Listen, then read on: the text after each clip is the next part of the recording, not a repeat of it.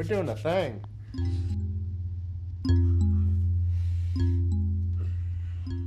Your particular constellation and makeup allow you and even drive you into a particular engagement in the world that potentially no one else can do.